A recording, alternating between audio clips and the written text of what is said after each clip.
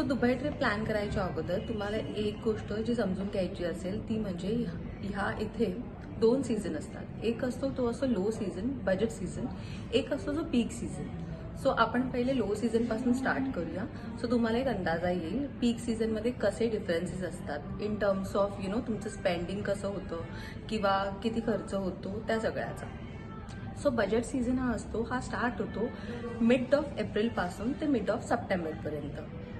हो, मला माहिती आहे तुम्ही म्हणत असाल की खूप सगळ्यांकडून ऐकलं असेल की गरमी खूप असते इथे या सीझनला.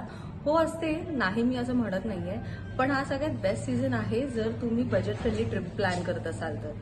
बिकॉज एक तर फ्लाईट्स खूप चीप असतात. ऑलमोस्ट तुम्हाला 15,000 to 22,000 मध्ये रिटर्न फ्लाईट तुम्ही बुक करू शकता. सेकंडली, इथे भरपूर तुम्हाला डिस्काउंट्स मिळतात हॉटेल्सद्वारे. सो तुम्ही खूप साऱ्या 3 स्टार, 4 स्टार, 5 स्टार्स हॉटेल्समध्ये राहू शकता अँड तुम्हाला खूप उत्तम दरामध्ये तुम्हाला इकडचे पर नाईटचे रेट्स मिळतील.